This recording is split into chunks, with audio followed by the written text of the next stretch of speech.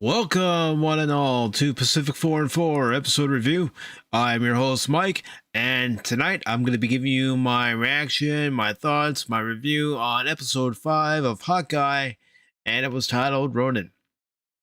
Now, Ronin takes place at the end of Avengers Infinity War, and the way we know this is because Yelena and another Black Widow are going into this mansion where a former Black Widow lives, and they're going to use the red spray that was introduced in Black Widow the movie to bring her out of this hypnosis that they think that she's under. The only thing is that this character named Anna isn't under any other influence.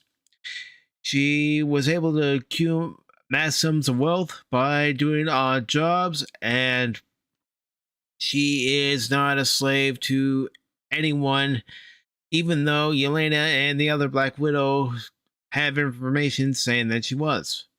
Well, this former Black Widow named Anna explains everything that she did for herself and how she was able to accumulate so much wealth.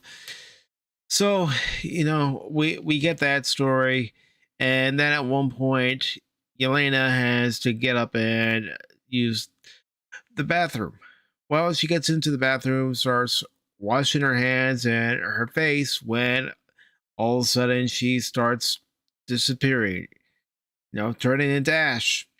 And it's only for 5 seconds, and she reappears, and everything in the bathroom has been repainted, new lights, and a few other new additions. She looks around, comes out, goes back into the living room. There's this guy standing there who happens to be Anna's husband, because 5 years have now all of a sudden passed in front of Yelena's eyes, and Yelena is someone who is out of time without a DeLorean. Sorry, I thought I'd throw that in since I did my Back to the Future Pop Talks the other day. And hey, it seemed to work, at least in my head. So, anyways, Anna explains to Yelena what happened, and explains to her about the blip, and Yelena says, "I have to find Natasha." So then, with it being back in present day, we get a scene with Kate returning home to her mother's place, and her mother sees her with, her cuts, her bruises on her face, and wants to know what's going on. And Kate says that Clint tried to save her, and he did save her, he protected her. And then Clint told her that it's time for them to part ways. So, as Eleanor and Kate are having a discussion, and Kate's tending to Kate's wounds, that's when Kate decides to tell her mother about Jack and the fact that he's been working for this Sloan company. So we get that story. Clint, he's on his own mission to finally end the Ronin problem once and for all. So he's devised his own plan, and he's informed his wife Laura about this, how it's going to end tonight. And the way he does this in the episode is he ends up using a bow and arrow, but inside this bow, there's a compartment where he has a note that is in it, and he's able to send a message to Maya using 2 of the tracksuit mafia goons. So Maya's got that message. Of course, also in this episode, Clint lets Laura know what's going on and that it's going to end tonight. So, cutting back to Kate, also in this episode, we see her in her room looking around at her different bows that she used growing up, her awards, and just, thinking hard about everything that's gone on, not only in her past several years, but also in the past several days. She, at one point in this episode, gets on her phone and leaves Clint multiple messages, and at one point fills up his mailbox. So she throws down her phone. Meanwhile, getting back to Clint, he goes to the memorial that's there in Times Square for Battle of New York, and of course it has Tony, Thor, it has Bruce on there, Captain America, Natasha, and himself on there. And at that point, he lowers his hearing aid, because we also learn when he finally is able to talk with Kate that, Kate doesn't know this, but a Black Widow has been hired to kill Clint, and Clint knows that he has to kill Yelena. So it's one of those type of things. So we then focus, and yes, I'm going through this quickly because I don't want to really delve on it too much.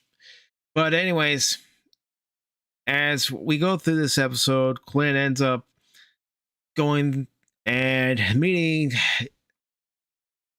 One second. Hello to you, Green Lantern. Good to see you, brother. And hello to you, Alan Copeland. Good to see you too, brother. But as I was saying, Clint goes to the used car lot, and there's, Maya, of course, is there. And then we also see, the tracksuit guys. And, well, what ends up happening is Clint ends up taking each and every one of them except for Maya out. He says to Maya, this has to end. And he is dressed up in his Ronin outfit, removes the hood, and removes his mask so she can see him. And of course, she's thinking that Clint is there to kill her. And Maya doesn't believe Clint when he says, I'm not here to kill you. I'm here to pretty much save her. Save her from herself. Save her from being a weapon. And yes, how's it going indeed, Alan Copeland?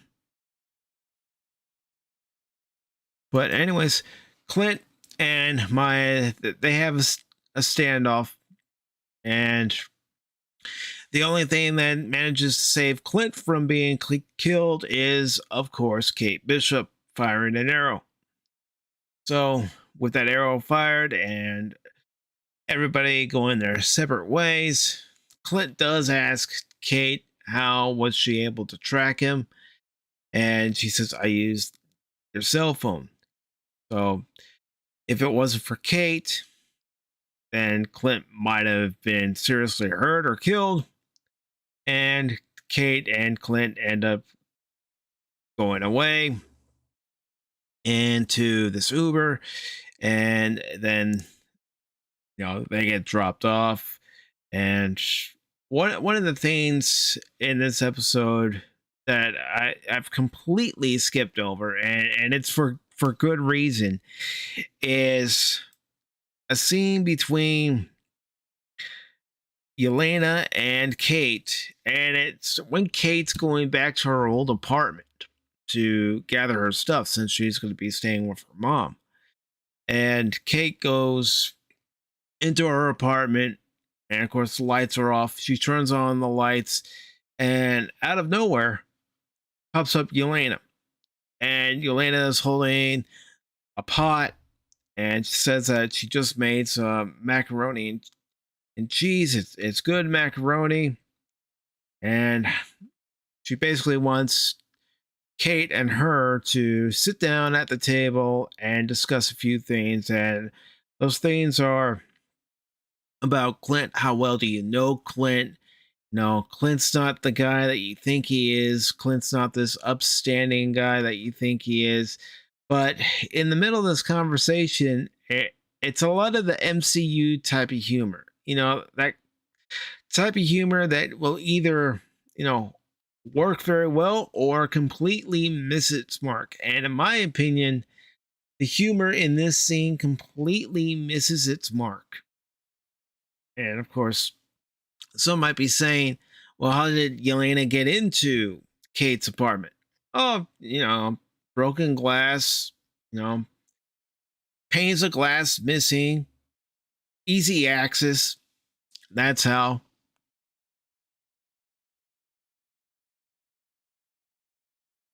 But, as the episode goes on, Yelena explains her motive, says that she's there to kill Clint. And then, getting back to Maya and Clint, one of the things that Clint says to Maya is that if Maya or any of the tracksuit mafia guys that she's associated with, well, if any of them come near him or his family, it'll be the last time they do anything. And of course, there's also a scene right after Maya and Clint depart from their fight where Kazi's there, and Kazi was taken out by Clint at this used car lot that Clint met Maya at.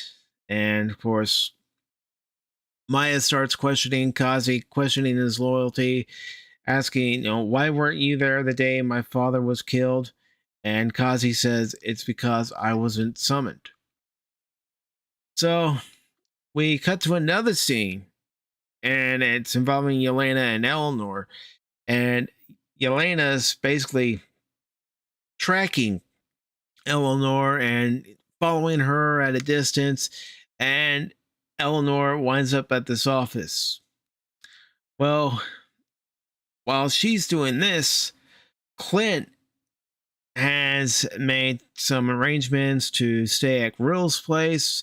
Grill, the LARP guy, and he's staying there. And of course, Kate's there with him after the fight, of course. And Kate ends up getting a text message from Yelena.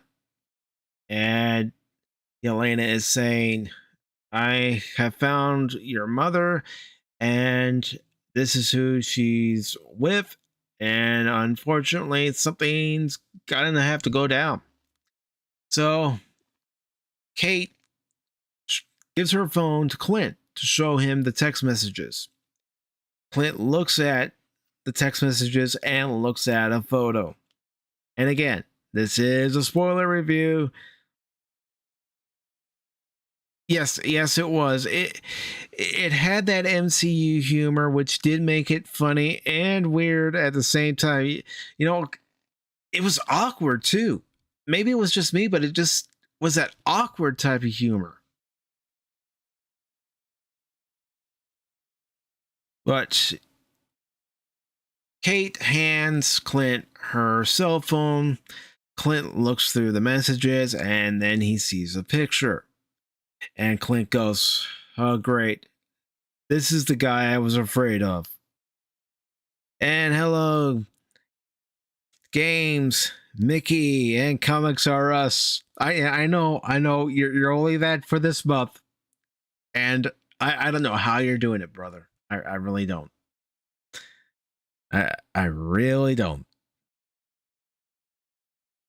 All right, that is what I've been hearing. I'm gonna try to go see it. If not this week, maybe the following week. But I have been hearing a lot of high praise for Spider-Man No Way Home. And from what I've been hearing about that movie is that in the beginning, it feels like an MCU movie, and then after the first act, it goes into its own thing. But it's nice to hear some confirmation that the movie is good. It's not just people saying it's good. I know, brother. I know. when you make a bet and you hope you win and you end up losing, it's like, well, I could either go through with this or I could be a jerk about it and say I'm not following through on the bet. But you made the bet and now you're doing what the terms of the bet were, and well, good on you. But anyways, so this episode reveals Kingpin, and my question is how are they going to use Kingpin in the MCU? We've seen how he's been used in various issues of, Marvel Comics, Spider-Man, and various other comics. I mean, Spider-Man the animated series even used him in the 90s, and several others have used him, but it's going to be interesting to see how the MCU version of Kingpin is going to be used, and if he's going to be that big bad boss that we all know. The big bad boss that even play in multiple Spider-Man games.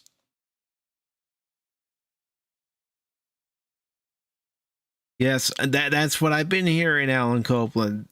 Best comic book film ever. A lot of people seem to be very pleased with the surprises that we as an audience member are given in this movie. It seems to, be hitting all the right notes. Some might say it's because Tobey Maguire's in it. Some might say because Andrew Garfield's in it. I don't know. But I will probably go see it in the next week or two. And, once I do, you can guarantee I'll probably put up some video or do a live stream talking about my experience with the movie. But when it comes to Hawkeye, I will say this. This episode was better than last week's, in my opinion. Now, again, it did have the moments of the MCU humor, which, when it first started, it was okay. But now, since we see it over and over and over again, and I know someone's going to say, but that's because it's just part of the movies, Mike. I get that. But there's also a time where it just, you do it so much, it just gets old. So I would really love for them to cut down on the humor, but I know they're not going to. So the moments where Yelena is very serious, I like those moments, but the moment they try to, make her, do something funny or say something funny, it's just not working for me. And, there's a good moment when Clint is at the memorial and, he's basically praying to Natasha, speaking to Natasha, saying that he wants forgiveness for what he's about to do. Well, what he's about to do is to kill Yelena. So where this is going to lead into next week's episode being the final episode of this series that we know of, dealing with Kingpin, Yelena, you still have Maya and the tracksuits. I don't know, but I'll tell you this. I don't want them to kill off Clint Barton. Clint Barton is Hawkeye and Kate Bishop is Kate Bishop. She can definitely be his apprentice. Definitely be his successor at one point. But right now, Clint Barton is Clint Barton, Hawkeye. And if they want Clint Barton to go off and be the Ronin once again, I'd be all for that. And as I've said in other reviews for this show, I really wish they would have just put this into a movie instead of a Disney Plus series. But, when you create a new streaming service, you're going to need shows for that streaming service. And we got what we got. I can't change it. I might, make my points about it and make my gripes about it, but, it is what it is. So if I'm going to give this episode a rating, I am going to give it solid 3. 3 out of 5. It's not a 2.5. It's not a 3.5 to me, but it's a solid 3. It's worth watching, but after watching this episode first on Wednesday and then a couple times today, I gotta say, I wasn't in the mood to watch Hawkeye. I was in the mood to watch a Charlie Brown Christmas and The Grinch Who Stole Christmas. That's what I was in the mood for. And if you've watched the episode, you know exactly why I'm saying that. You know exactly why. When you have the Charlie Brown Christmas theme playing as they're showing various shots in New York. And then in the end credit scene where they're playing, you're a mean one, Mr. Grinch. The Grinch theme. Well, when they're doing that, I wasn't going to watch Hawkeye. I was like, no, now I want to watch it. The Grinch Who Stole Christmas and a Charlie Brown Christmas. But overall, this is a solid 3 from me. So 3 out of 5. And we'll have to see where next week's episode takes us. Now, I don't know if I'm going to do an episode review on Wednesday next week to talk about the episode and then do Pop Talk, or if I'm just going to stick with Pop Talk's normal day of Wednesday, sometimes on a Sunday. I don't know if I'm doing a Pop Talk this weekend. We'll see. But if I do end up doing a review of the episode next Wednesday, it'll either be live or I'll post a video. I haven't made up my mind yet. But overall, this episode's a 3. Alan Copeland, this episode's a 3 in my book. Out of 5 stars, this episode's a 3. Which is solid, because it did have some solid moments. I can look past the moments with Yelena trying to tell the jokes. So I can look past that. Because I really enjoyed the moments where it got real serious and, it just got down to brass tacks. Speaking of tax, Jack getting arrested for tax evasion, being part of the scheme. Well, I'm sure he's going to get out like he says he is in the episode, and he's going to be involved in the final episode. And I'm going to make a prediction right now. Jack gets killed before the end of the episode. That's my prediction. And Clint, well, he does get to go off and celebrate Christmas with his family. Might be a little late, but he'll be able to get off and celebrate his Christmas with the family. And he'll say to Kate that she's in charge of keeping an eye on things in New York. Thank you. All right, brother. Thank you for stopping by, Green Lantern. Really appreciate it. All right. See, we're not always going to agree, Alan. We're not always going to agree, but that's okay. We don't have to always agree. But, solid 3. Solid 3 for me in my 5-star rating scale is still pretty good. I mean, I could have given this episode a much worse rating, but, I was able to find points of this episode that I liked and that I'm focusing on.